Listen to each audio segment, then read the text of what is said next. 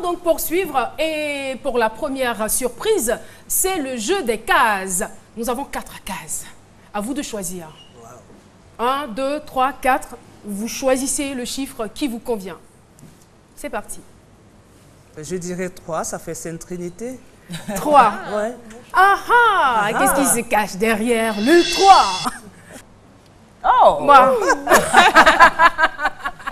Wow. Et là, on a 2 photos. Magnifique. Une photo où Agnès Crédit se trouve avec son frère. Ouais. Et malheureusement, votre petit frère Oui. vous a quitté. Oui, c'est un plaisantin, il est parti plutôt que prévu. Voilà. Il a fait comme le Christ, il est mort à 33 ans. À 33 C'est pas mal. ans. Comme Ouais. Bob Marley aussi. Voilà, ben voilà, les grands hommes. Parce Mais que oui, c'est ça. c'est bientôt l'anniversaire. En général, les gens qui ont un destin de grand partent toujours plus tôt. Voilà. Et c'est Voilà. Moi j'ai 33 ans cette année. Ne me faites pas peur, s'il vous plaît. Surtout, on ne sait pas si c'est un destin de grand. Et la deuxième photo, Ah, là- c'est une photo de famille. Oui. Ah, ma mère est très belle, hein. Je ne l'imaginais pas belle comme ça. Oui, On me dit que je lui ressemble, donc je crois que je suis belle comme elle. Non, non, c'est bien évidemment. Non, mais vraiment. Et on dit grand merci à votre maman qui nous a ramené ces photos depuis Beaunois. Oui. La petite devant, là, je crois que c'est moi. J'avais 3 ans, là. Je crois 3 ans, 3 ans et demi. Mais est-ce que vous vous rappeliez Ah cette non, photo? pas du tout, mais c'est une photo magnifique. Non, je ne l'ai pas vue depuis que je... Non, je ne l'ai pas vue depuis longtemps. Elle est magnifique. Là, je suis... Celle de droite, je la connais parce que elle est toujours là dans mon regard. Mais celle de gauche, ma mère est sublime. Vraiment, elle est magnifique. On dirait une sculpture. Allez-y à fond parce que c'est bientôt la fête des mères. Hein. Donc, Oui, tu vois, Caroline, regarde. Oui, elle est non, magnifique. je le constate. On croirait une sculpture. À sa gauche, c'est ma Oui. grande sœur Marie. belle bouche. À sa droite, c'est Marie, à droite, ma mère. Et puis à la gauche de ma mère, c'est derrière moi.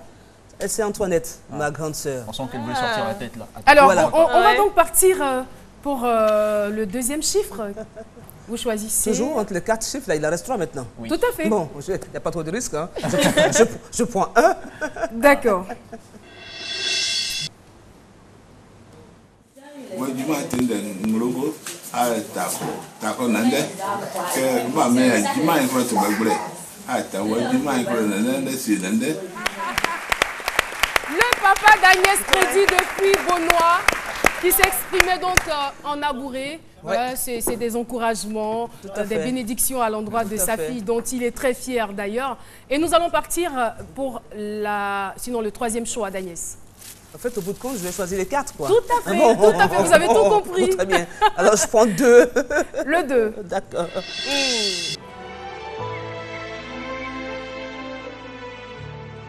Vous allez passer une soirée magnifique sur France 2. D'abord, avec notre secret d'histoire consacré à la vie mouvementée de la légendaire Maria Callas. Maria Callas donc, suivie d'Othello, 2 drames de la jalousie pour une soirée passionnée et riche en émotions.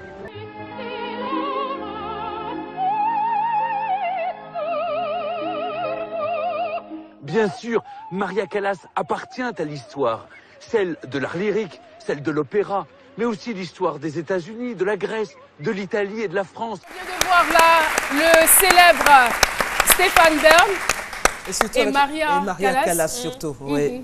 Gloire et douleur. On nous a rapporté que c'est ce genre d'émission que vous regardez, Oui. tout ce qui retrace l'histoire des civilisations. Je crois que le drame pour nous, c'est que nos médias n'aient pas les moyens de pouvoir faire ce genre d'émission. Ça coûte cher. L'histoire coûte très cher à retracer. Et nous avons de la mémoire pourtant ici. Je dis, nos pays regorgent de mémoire. Aucun peuple n'existe sans mémoire. Nous en avons des mémoires, mais encore enfouies. Il faut les déterrer. Et il faut de l'argent pour les déterrer. Il faut les moyens pour qu'une télévision aille les déterrer. J'aime bien.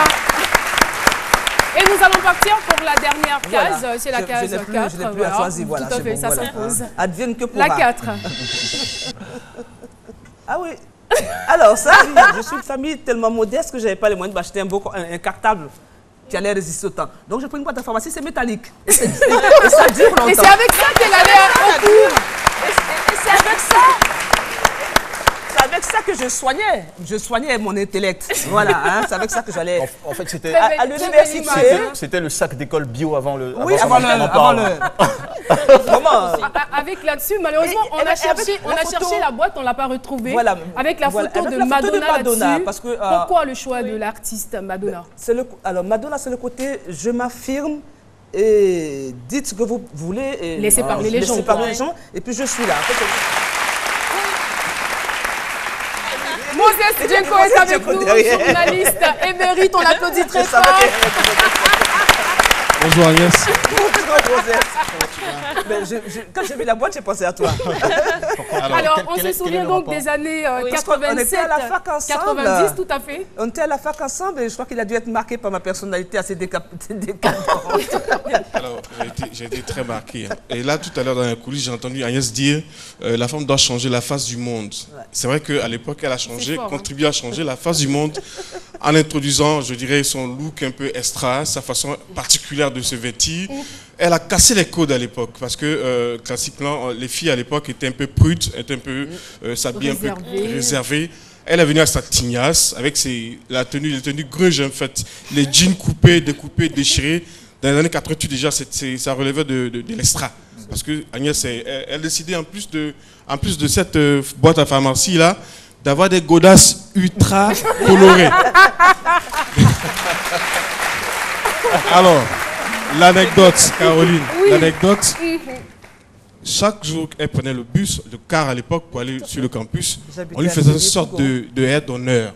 Où on s'alignait pour lui faire un battement de main pour lui dire « Nice, on est d'accord avec ton look ce matin ». C'est formidable ça. Alors,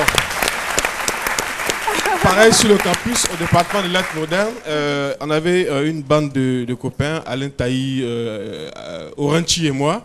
On aimait s'asseoir dans un petit coin pour la voir venir et lui allons faire un clin d'œil pour la saluer. Parce qu'à l'époque, je vous le dis, je précise en plus, parce que les personnes ne voulaient s'habiller comme elle. Casser ces codes-là, c'est Agnès qui l'a introduit. Il y a une autre anecdote encore, une anecdote là, c'est la plus extra, des anecdotes les plus extra. Alors, à la veille d'un match de football, je crois que c'était un match à Sec Africa. Vous savez, au restaurant U à l'époque, les filles allaient très rarement au restaurant. Agnès, elle osait aller au restaurant avec son look, d'accord. Un jour, elle se prend le plateau. Pendant qu'on était, évidemment, quand les filles rentrent au resto, elles vont rarement, mais quand elles rentrent, on fait un petit bruit juste pour dire, pas une sorte de désapprobation, pas une sorte de bronca pour signaler la présence d'une dame dans le restaurant, d'une fille dans le restaurant. Et ce jour-là, à la veille du match à Sec Africa, Agnès, savait ce qu'elle a fait? Elle a pris son plateau, elle s'était avancée juste au milieu du restaurant. Elle a embrassé son mec sur la bouche en direct. Et ça a surpris tout le monde. Merci pour ta contribution.